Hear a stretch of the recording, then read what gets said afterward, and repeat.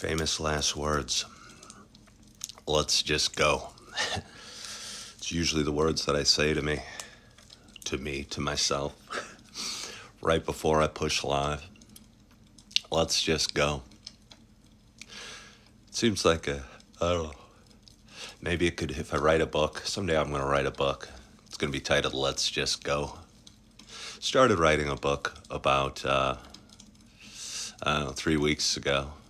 Wrote the first page. Honestly, the content in that first page was solid.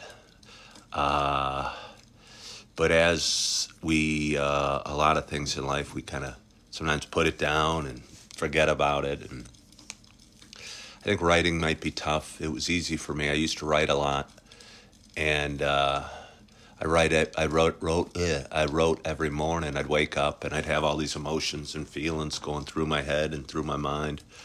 And at the time, the way I dealt with it was flip open my computer and write out I don't know, one-page little thing. He used to post them all over social media, and I think the writing was pretty good. And I think the words had an ability to touch people and, strike emotion, whether it was inspiration or positivity or just a guy pouring his heart out about one thing or the other. And I've kind of gotten away from that as my video and my content creation has grown. And now I kind of free flow talk every morning, just about every morning. And oftentimes I'll do it live. And that's what I'm doing right now. So good morning, good morning, good morning to you. My name is Ken Tracy, and this is Coffee with Ken.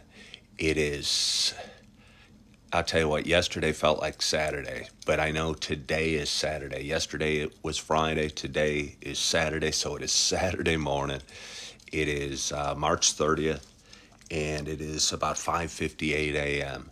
Happy Saturday. This is a show I've been doing for quite some time. It is a show about me.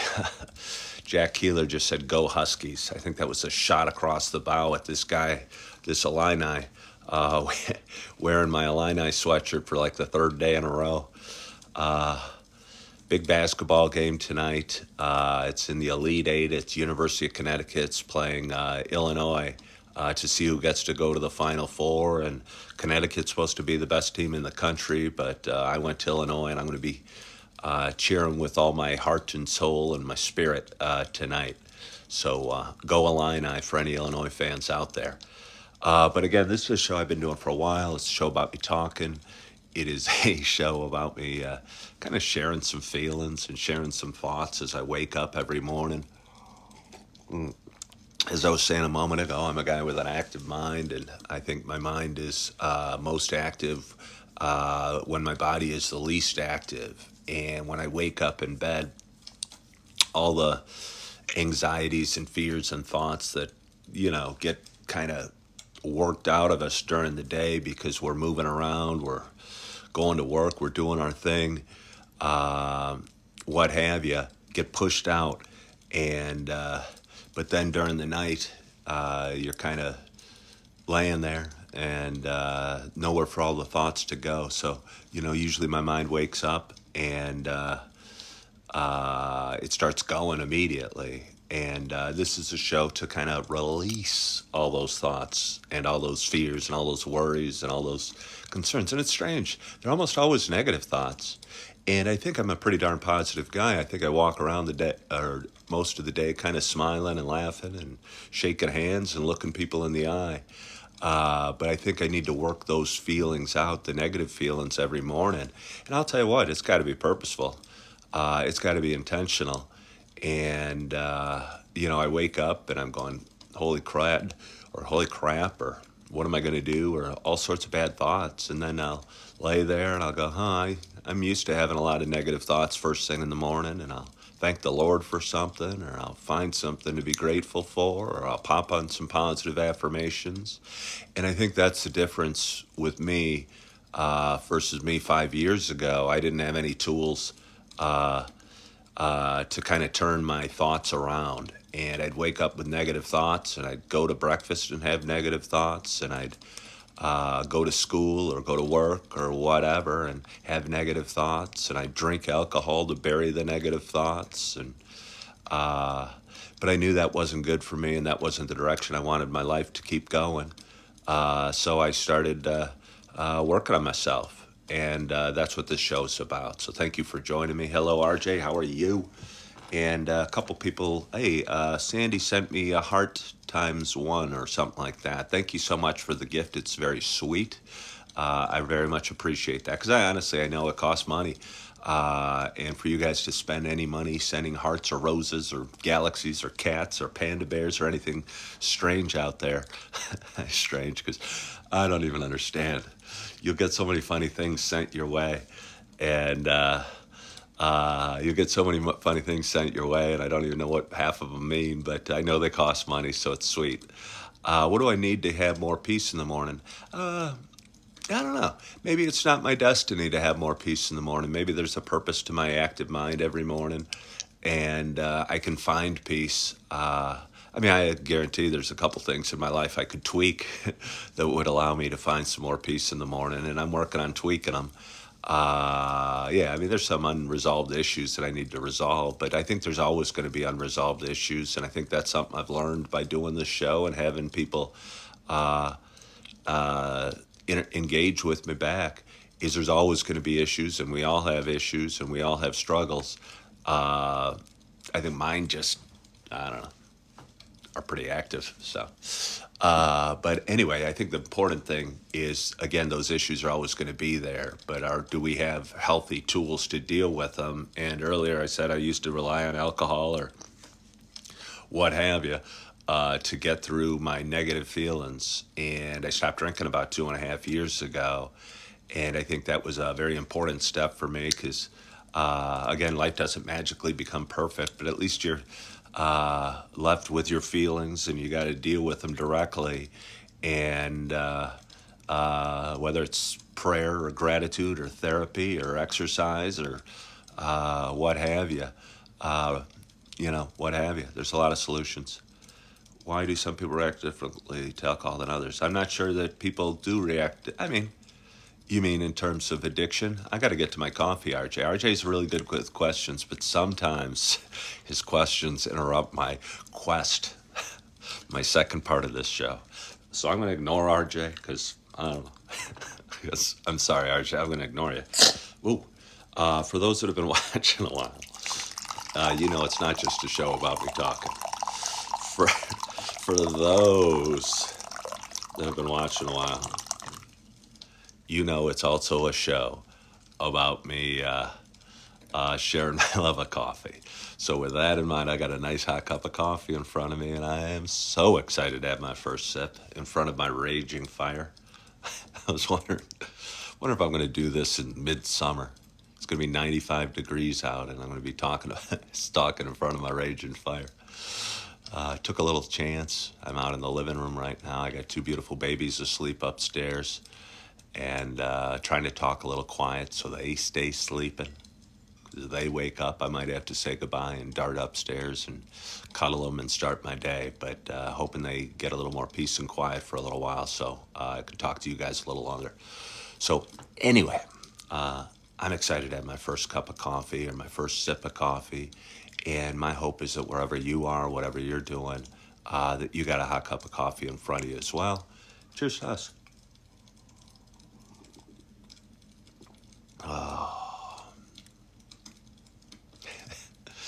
Good morning, PD. Good morning, PD.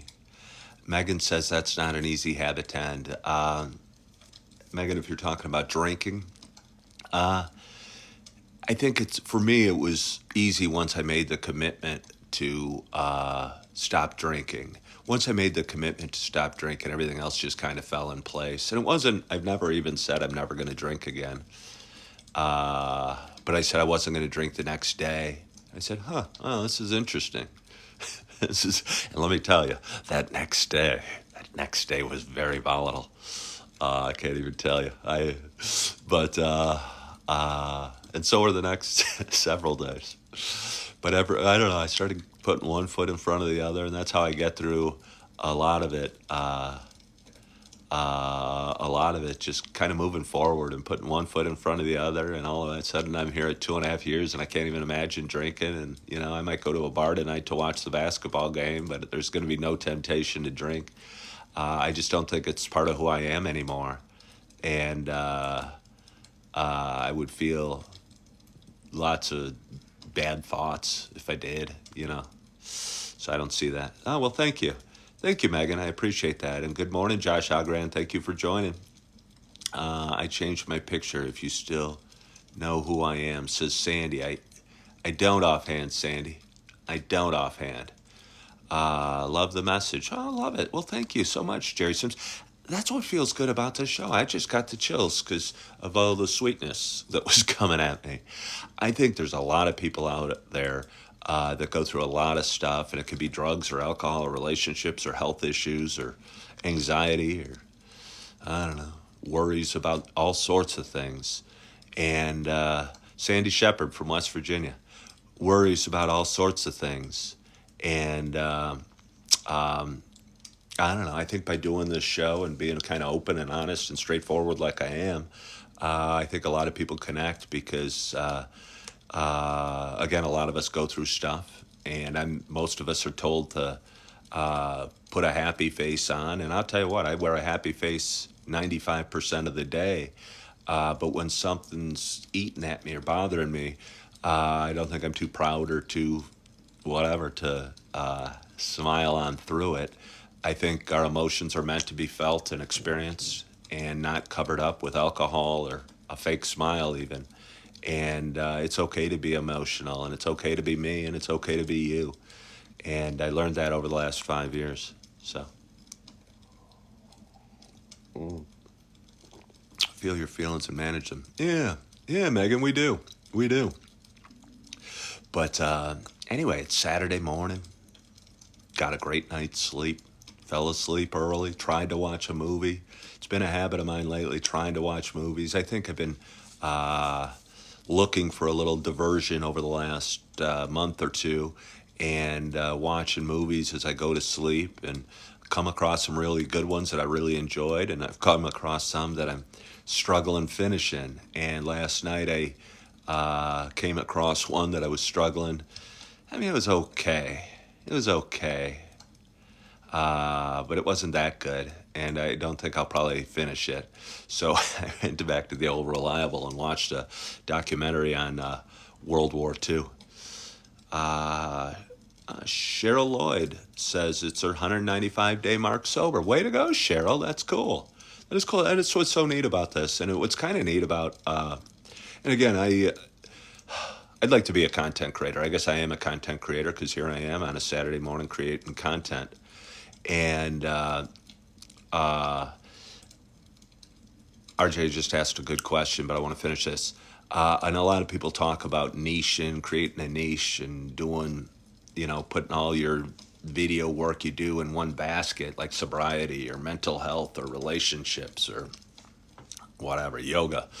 But I don't think I do that. I don't think I want to do that. I don't want to be forced to come on and talk about sobriety every day or think of the top 5 things that are awesome when you're sober or the top worst things about being drunk or whatever.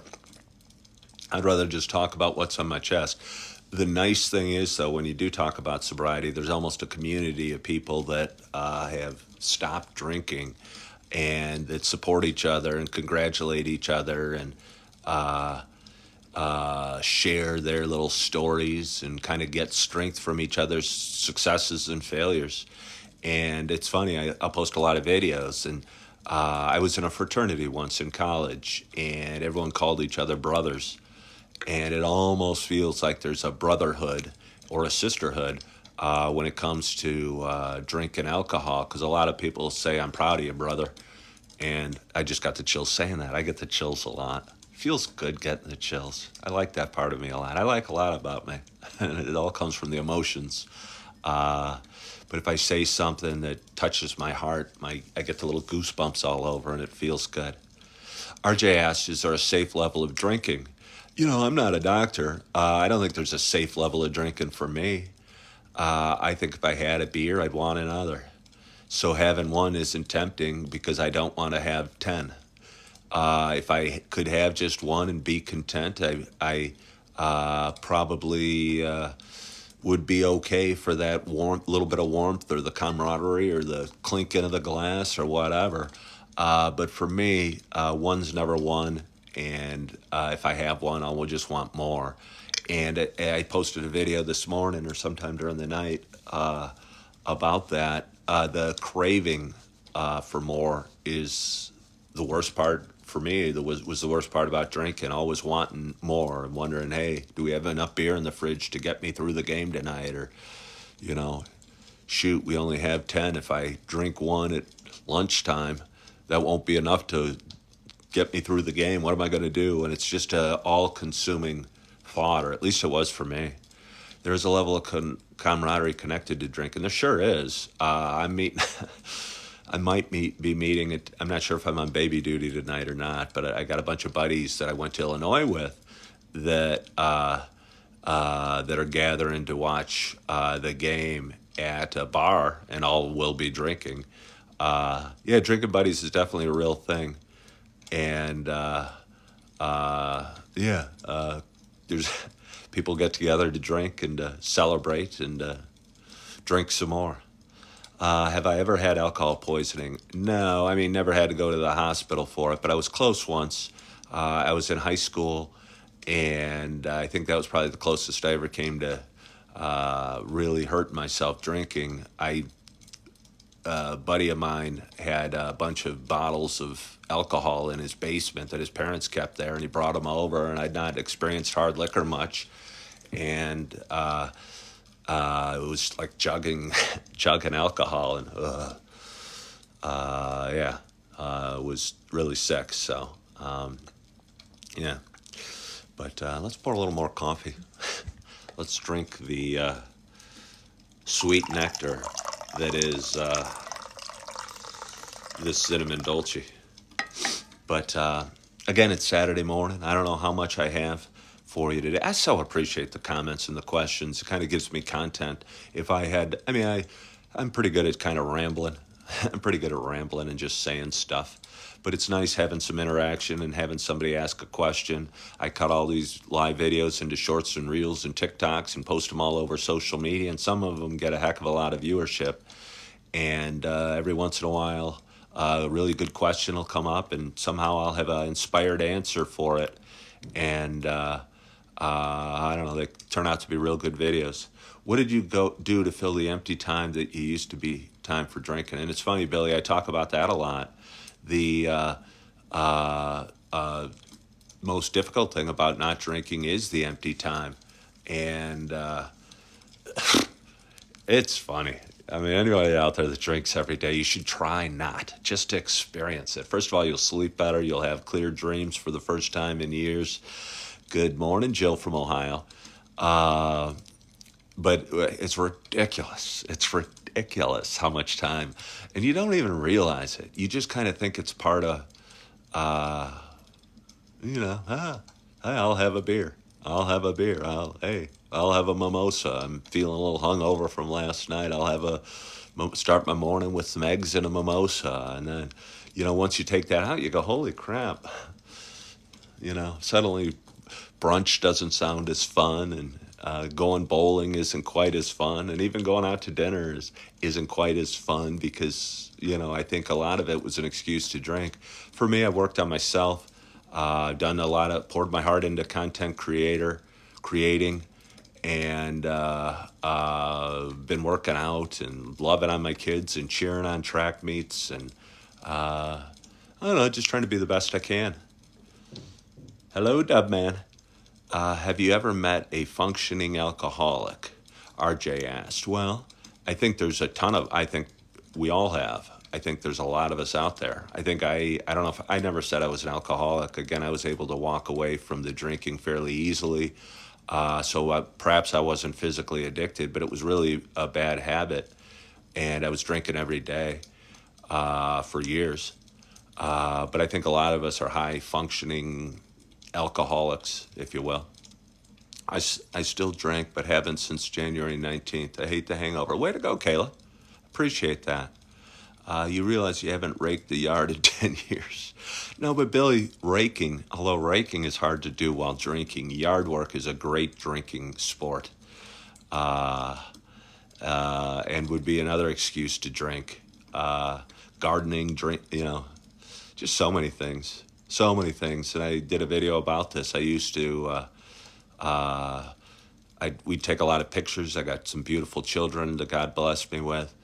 And be taking pictures with them and holding a baby and have a Heineken in one hand and my baby in the other. And I started realizing it was becoming a problem because every picture I had, there was either a Heineken in my hand or on the table or behind me back there.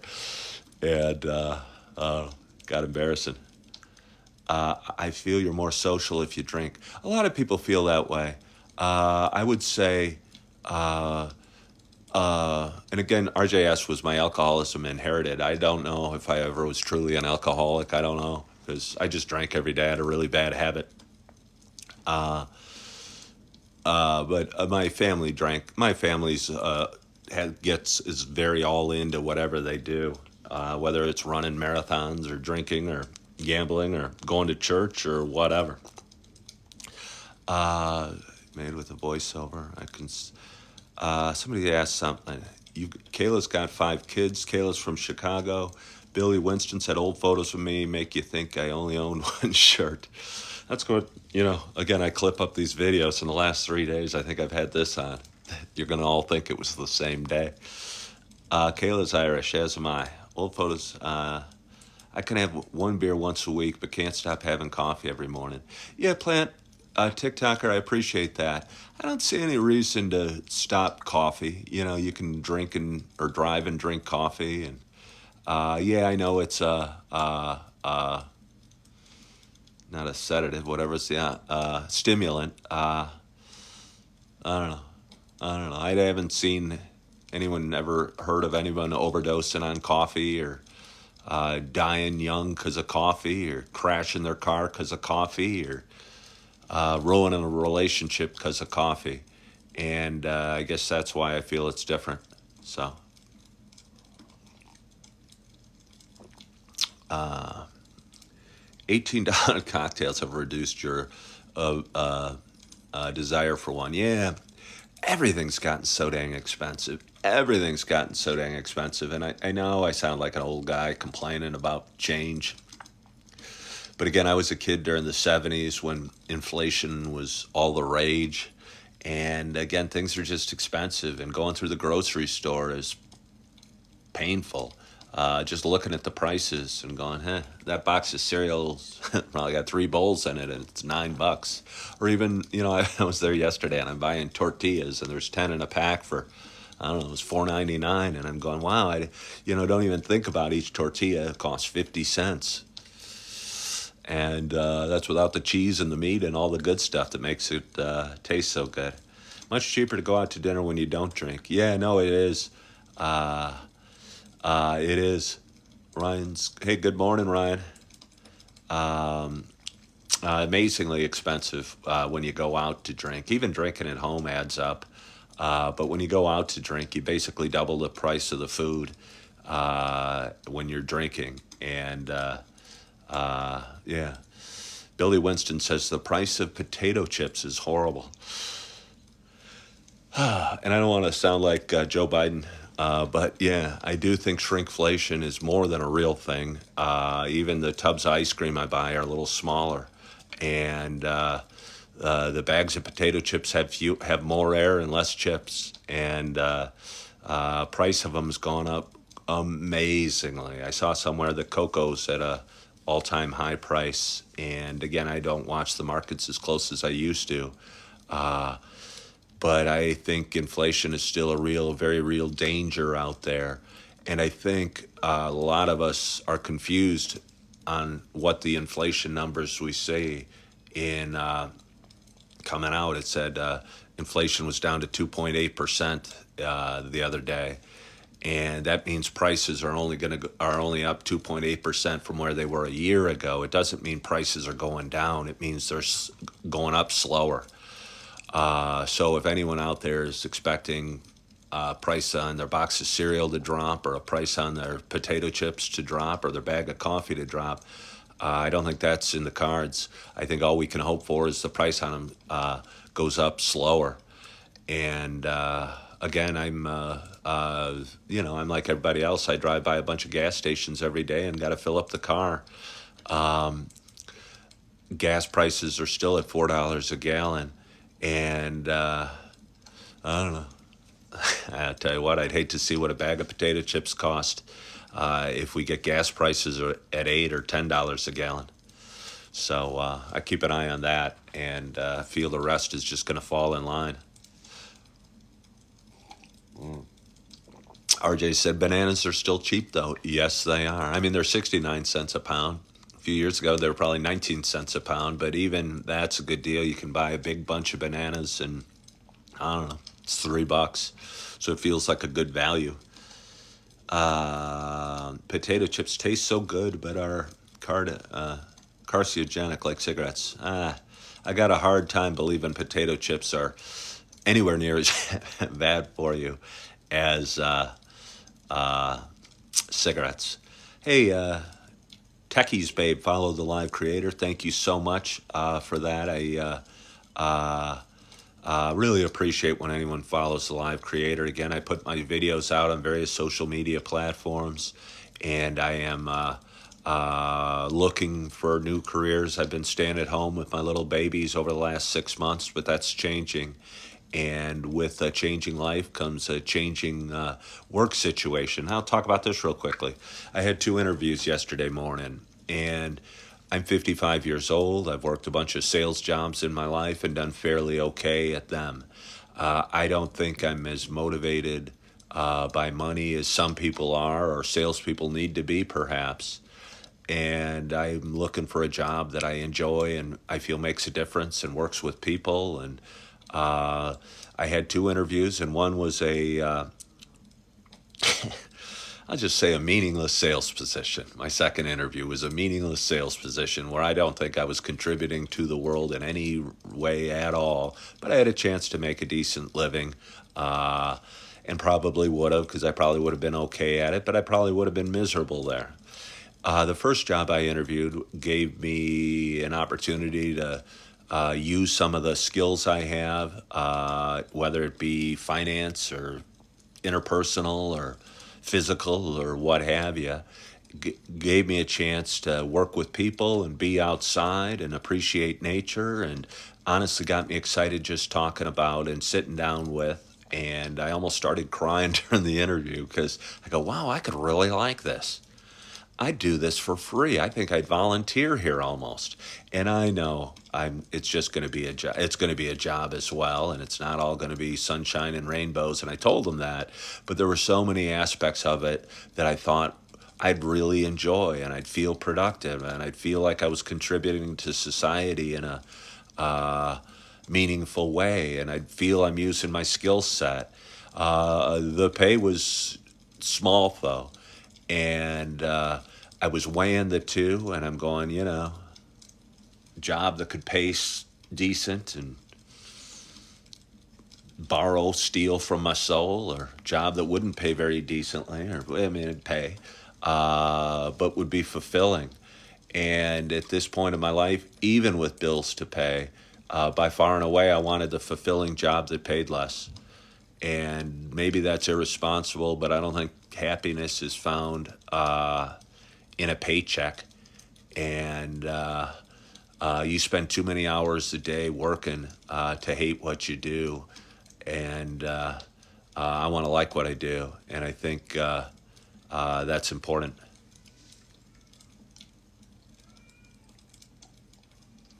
I hear a baby crying upstairs.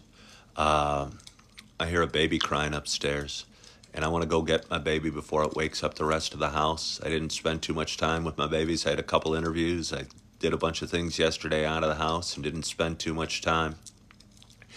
And I'm excited to go get. I got two little ones, little Augie who's coming up on 3, and little Eve who's coming up on a year and a half. And I got two bigger ones who are coming up on 15 and 18. And Nan just said, "Do what makes you happy." And pulling my babies out of bed and kissing them on the cheek makes me happy. So I'm gonna go.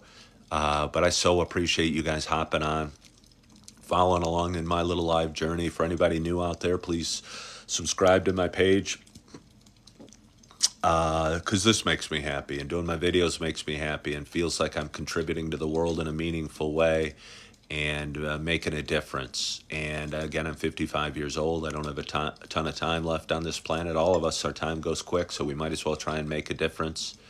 And hope that I'm doing that. I know that I'm doing that. And I'm going to go make a difference in my two babies' lives right now by pulling them out of bed and giving them a kiss and enjoying my morning with them.